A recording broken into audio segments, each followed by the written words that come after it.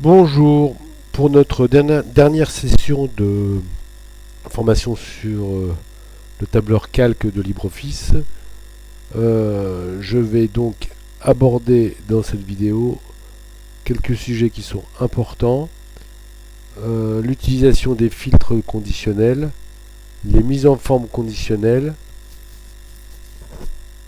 les tableaux croisés dynamiques et la définition de diagramme. Bon, c'est énorme par rapport à une vidéo si courte, mais je rappelle que cette vidéo est simplement le résumé de ce qui a été vu en cours. Donc je reprends cette vidéo en insistant lourdement, excusez-moi, sur les notions d'adressage relatif et absolu, puisque c'est une notion qui est primordiale dans tous les tableurs. Je donc ici l'intitulé d'un petit exercice que j'ai présenté ce matin sur un fichier calque que j'ai distribué à tout le monde. Donc sur l'onglet table, je vais modifier la formule de B2 dans une table de multiplication pour qu'en 2 glissés, on remplisse la table de multiplication. Donc je vais sur ma table, pardon, voilà. Donc dans une table de multiplication, je fais donc la valeur pour cette table, c'est égal à 1 multiplié par 1. Jusqu'ici, rien de bien compliqué, on voit bien que ma formule apparaît. Mais quand je vais descendre d'une ligne, donc quand je vais descendre d'une ligne, ce qui ne va pas changer, c'est le 1 d'en haut. Donc c'est toujours sur la même ligne, c'est-à-dire que je vais avoir une adresse absolue sur la ligne 1. Mais qu'est-ce qui va changer? C'est le numéro de ligne de la deuxième opérande, mais pas le numéro de colonne. Donc je mets un dollar devant le A. Donc ma formule c'est égal à B, qui va évoluer avec la table, $1, toujours la première ligne, multiplié par les nombres de toujours la première colonne, avec le numéro de ligne qui va avec. Donc quand je fais ça, j'ai toujours cette même valeur, vous voyez bien, hein, on multiplie 1 par 1, mais comme j'ai utilisé un mix entre l'adressage relatif et l'adressage absolu, le fameux glisser-coller, je vise ici avec mon coin en bas à droite, je maintiens le clic appuyé gauche avec le doigt et j'étends ici, j'ai bien fait ma table des 1, et ici pour toute ma table entière, j'ai bien fait ma table de multiplication en deux glisser-coller. Et si j'avais eu 100 nombres par 100 nombres, ça aurait été exactement pareil, c'est-à-dire qu'en deux glisser-coller, j'aurais pu tout reproduire. On a vu d'ailleurs que dans le cours, j'utilisais un exemple sur un taux de TVA. Plutôt que de mettre le taux de TVA dans les multiplications à chaque fois que je fais un calcul, j'utilisais un taux de TVA qui était sur une cellule, donc que j'adressais en égal dollar quelque chose, c'est-à-dire que la ligne et la colonne étaient toujours figées, et donc du coup, quand je modifiais mon taux, je passais de 19,6 à 20, ou de 20 à 5, ou à 33,3, et ben mes calculs étaient tous modifiés en même temps. Voilà, c'est une notion primordiale, mais je me suis permis de la rappeler. Je reviens donc sur mon exercice. Aujourd'hui, nous allons travailler sur l'onglet météo. Mise en forme, donc je vais aller sur mon onglet météo, ici. Donc j'ai sur cet onglet reporté pour toute l'année 2018 les températures maximales, minimales, la pluie en millimètres et l'ensoleillement en heures, donc jour par jour, de la ville d'Angers, on voit ici, et de la ville de Beauvais. Donc j'ai effectivement un nombre de lignes assez important, j'ai 731 lignes, puisque 2 fois 365 c'est égal à 730, et je rajoute ma ligne d'en-tête, ça s'appelle 731. Donc ici, je vais déjà, puisque ce sont des valeurs purement numériques, vous voyez ici, on voit bien 14,9, donc je voudrais avoir le même format que cette valeur-là. Donc un format avec degrés Celsius derrière pour bien montrer que c'était des températures. Donc je sélectionne mes deux colonnes, j'enlève les deux en-têtes. Comment j'ai fait là? Ben, j'ai cliqué sur les deux colonnes, la première colonne, la lettre D, j'ai cliqué sur la lettre E, j'ai sélectionné mes deux colonnes en appuyant sur CTRL et que je laisse toujours CTRL, j'ai cliqué sur celle-là et celle-là pour dire celles-là elles sont exclues. Vous voyez, je pourrais toujours en ayant CTRL, celle-là est déjà exclue, c'est là que je l'inclus. Donc là je lâche CTRL, c'est-à-dire que j'ai pris toute ma colonne D, toute ma colonne E, sauf les deux premières lignes. Et donc je fais, ça ne s'invente pas, vous pouvez regarder par rapport au format monétaire, mais je fais une mise en forme, c'est-à-dire que je formate mes cellules. Là, moi, je les avais mis dans défini par l'utilisateur. Ici, donc on voit bien la valeur que ça prend. Donc on voit bien le format que ça prend ici. Hein. C'est-à-dire que j'ai bien 0,0, je me suis inspiré de ce qui se faisait en monétaire, et automatiquement, voilà, j'ai tout en degrés Celsius. Pareil ici pour la pluie, donc j'enlève mon en-tête, clic droit, formater les cellules, je prends un format monétaire n'importe lequel, donc là, ici, par exemple celui-ci, je laisse ce qui ne me convient pas et je veux mettre des millimètres, donc à mon avis, un chiffre après la virgule suffira, voilà, et ici, l'ensoleillement, donc pareil, CTRL, clic, j'enlève en tête, clic droit, formater les cellules, je vais mettre donc des heures, si je prends un format avoisinant, hein, pour éviter de chercher la syntaxe, ici, voilà, je prends des heures, et puis, par contre, là, virgule 0, puisqu'il y a un chiffre après la virgule. Vous vous rappelez que le dièse représente un 0 non significatif que je n'afficherai pas, alors que 0,0 dit, voilà, même si c'est à la valeur 0, je l'afficherai. Mais rappelez-vous que dans les outils, on avait enlevé les cellules qui étaient vraiment à 0. Okay, c'est pour ça qu'elles n'apparaissent pas. Je fais OK, et ça y est. Donc j'ai mon tableau avec mes mois. Vous voyez que le mois, hein, c'est une fonction mois de C2, donc le numéro du mois de cette date-là. Donc j'ai mes températures maximum, minimum, ma pluie et mon ensoleillement. Voilà. Donc quand je vais vouloir filtrer pour aller rechercher des informations, comment je vais faire? Je me mets sur la case A1, je fais données et j'utilise autofiltre. On ne va pas aborder les filtres complexes, on va utiliser autofiltre. C'est-à-dire que sur la première ligne, que je vais matérialiser ici en gris clair pour la distinguer des autres, sur ma première ligne, on voit que sur chaque cellule apparaît un petit triangle qui permet d'avoir une liste déroulante. Et donc ça me permet de sélectionner les valeurs qui sont dans chacune des colonnes. Alors, je m'explique.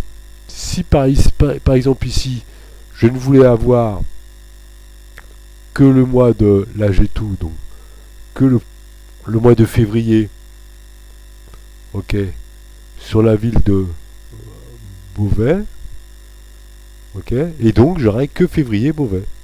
C'est-à-dire qu'on voit bien ici, je passe de la ligne 1 à la ligne 398. Si je veux reprendre tout, je fais tout, ok, donc je recommence bien à ranger, et ici, je vais remettre sur tout, donc je prends toutes les valeurs, vous voyez. Donc, j'ai pu sélectionner pour ne voir que ce qui m'intéresse. Je peux effectivement jouer sur tous les filtres de toutes les colonnes pour chercher mon information. Maintenant, on va faire un filtre avec une condition. C'est-à-dire que, par exemple, je veux rechercher dans les deux villes les jours où il a fait plus de 25 degrés. D'accord? Donc j'enlève tout. Je clique sur filtre standard et on voit bien que si la température max, là ici, est supérieure à 25, Donc je vais filtrer.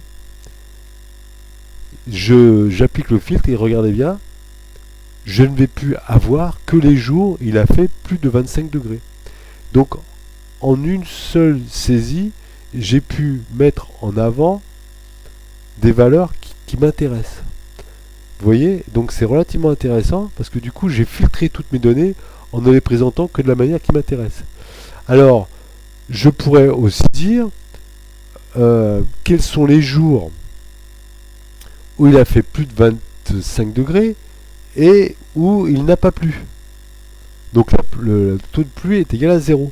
Alors je retourne sur mes filtres. Voilà, température max est supérieure à 25 et je mets un et. Ma pluie est égale à 0. Et voilà, j'ai donc effectivement tous les jours où il a fait plus de 25 degrés sans pluie. Si j'avais voulu mettre les jours où il avait plu, il suffisait que je mette supérieur à 0. Et là, du coup, j'ai les jours où il faisait très chaud et où il a plu. Voire même les jours où il a fait très très chaud, supérieur à 30, et où il a plu. Et vous voyez, il y a eu 4 jours dans l'année, sur les deux villes d'Angers et Beauvais, dans lesquels il a fait plus de 30 degrés avec de la pluie. Bon, ça peut correspondre à de l'orage, etc. On voit même... Vous voyez que sur les filtres, ça nous permet de sélectionner des informations par rapport à nos recherches, nos critères de recherche. J'ai 731 lignes. Pour rechercher celle qui va bien, ça aurait été relativement compliqué. Là, avec les filtres, j'ai tout de suite mis en avant les valeurs qui m'intéressent. Donc, les filtres permettent de mettre en avant ou de retirer ou de ne présenter que toutes les valeurs que je recherche par rapport à des critères. Donc on pouvait effectivement avoir un filtre. Là ici, je vais le supprimer. Donc, comment je supprime? Ici, j'enlève le et. Non, j'enlève la... Pardon. J'enlève ici, je mets aucune. Je mets ici aucune. Et donc du coup, là, j'ai plus aucun filtre. J'ai plus aucun filtre sélectionné. Donc je retombe avec toutes mes valeurs, je reprends au 1er janvier. Et si je voulais sélectionner une température, j'aurais toutes mes températures qui seraient là. Et je pourrais en sélectionner une. Si je voulais avoir que le jour où il a fait, et si je descends au maximum, le jour le plus chaud, c'est 36,7 degrés. C'est dans quelle ville? On voit que c'est à Beauvais. Le 7 août, il a fait 37 degrés. Donc j'ai sélectionné qu'une seule valeur. Et si je fais tout, je reviens sur mes valeurs. Vous voyez, donc avec le filtre, c'est relativement intéressant.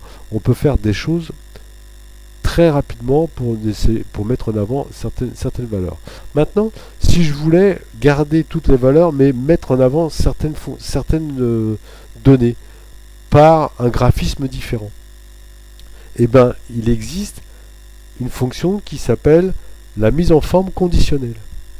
La mise en forme conditionnelle dit si jamais la cellule correspond à un critère, je fais une mise en forme différente de celle des autres cellules. Je m'explique.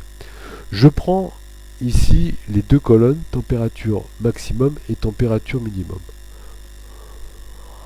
Donc ici, je crois que c'est ici, je vais vérifier.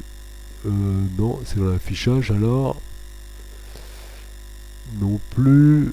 Format. Ah, c'est dans les formats. Formatage conditionnel. Ça y est, j'ai trouvé. Donc, je vais mettre une condition. Donc, ma condition.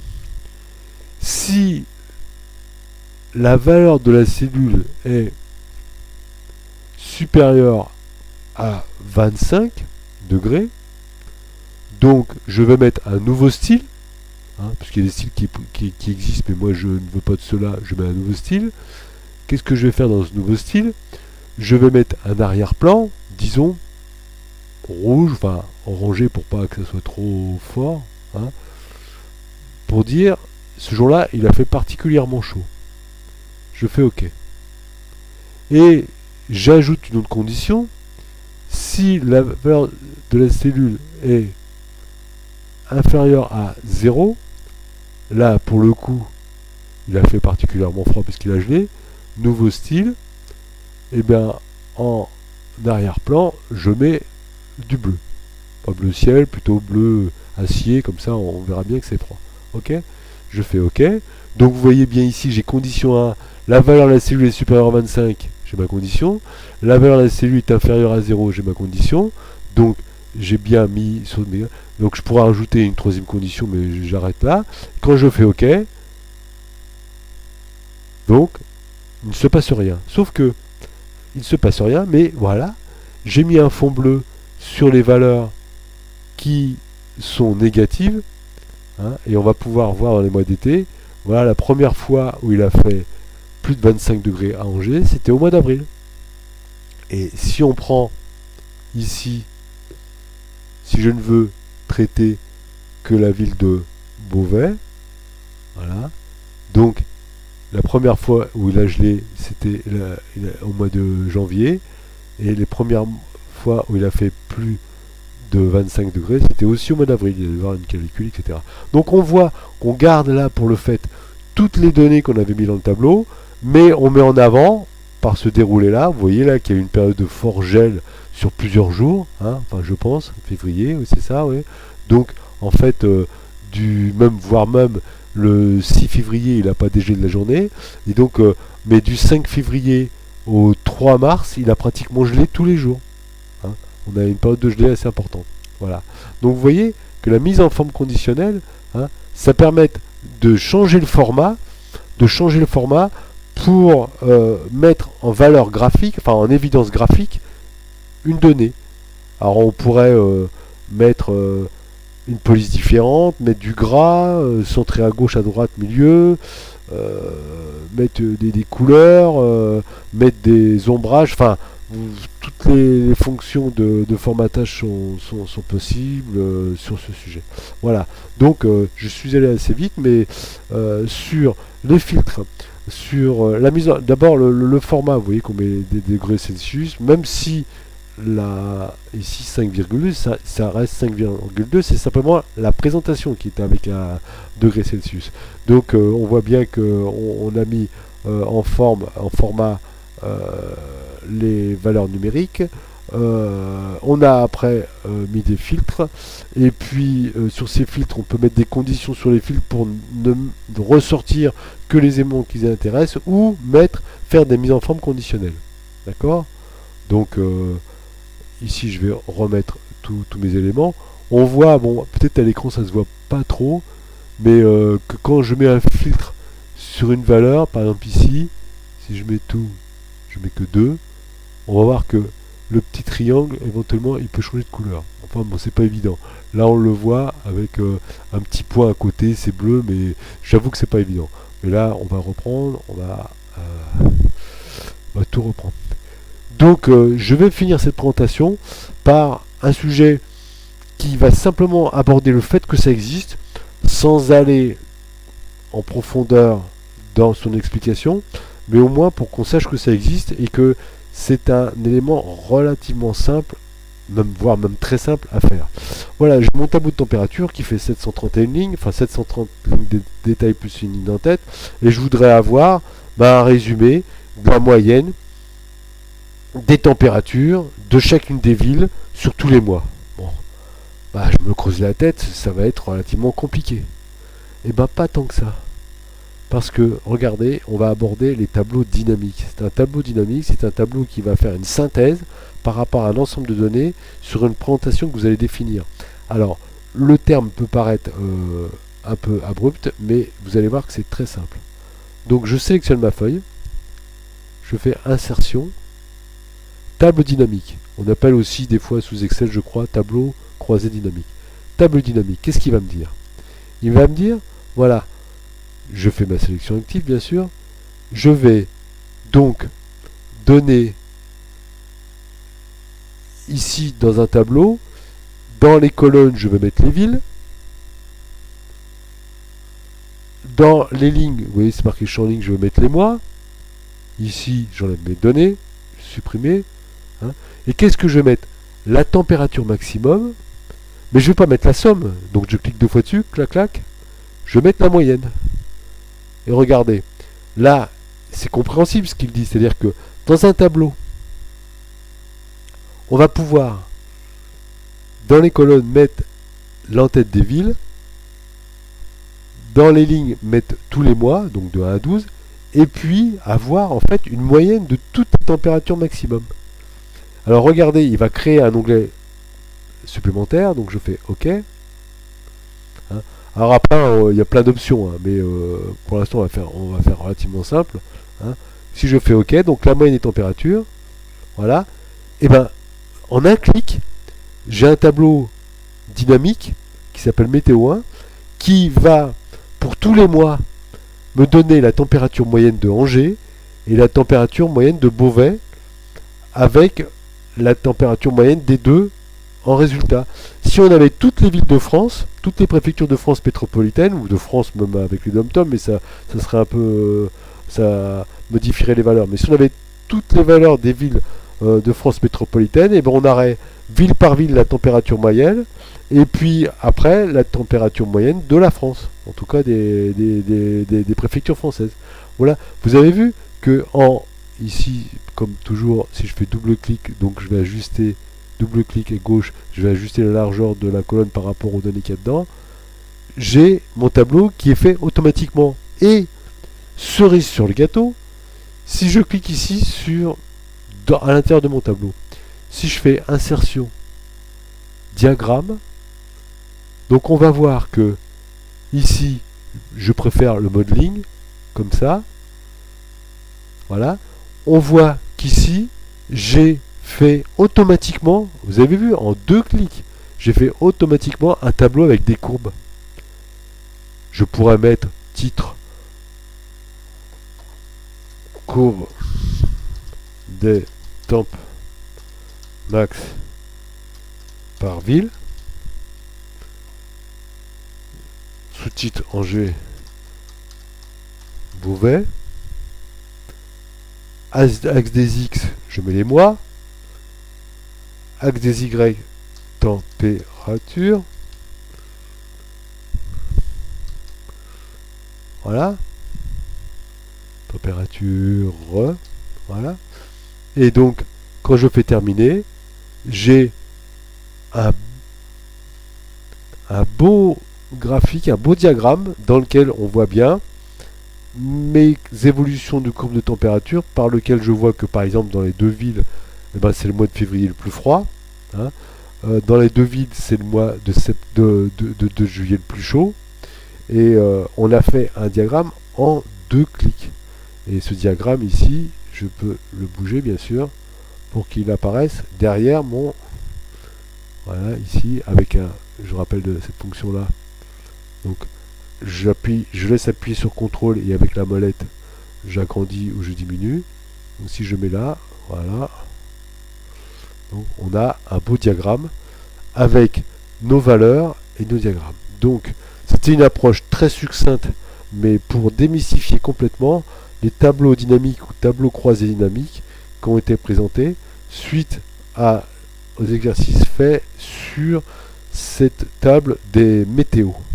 Donc voilà, je pense que ces 4 sessions de formation sont à analyser à tête reposée. Surtout, comme on dit en musique, le morceau ne le perdez pas, c'est-à-dire que c'est en pratiquant que vous allez vous souvenir comment on fait, hein, et après vous ferez ça en automatisme complet. Rappelez-vous aussi que sur YouTube vous avez la possibilité de défiler à vitesse réduite pour pouvoir bien comprendre ce qui a été fait. Et voilà, aujourd'hui donc nous avons, je vais vérifier qu'on avait rien de spécial. Oui, j'ai fait tout ce que j'avais à faire. Donc aujourd'hui nous avons vu les filtres, les mises à jour conditionnelles, les filtres élaborés avec conditions, les tableaux dynamiques et les diagrammes. C'est un programme très complet en 2 heures, mais je pense que par cet exemple-là, j'ai résumé tout ce que nous avions vu, et je vous laisse à cette vidéo. Pour ceux qui seraient éventuellement intéressés par le fichier d'origine, je peux leur fournir. Mais comme je suis pas à l'aise sur les vidéos YouTube, je sais pas trop comment mettre un lien.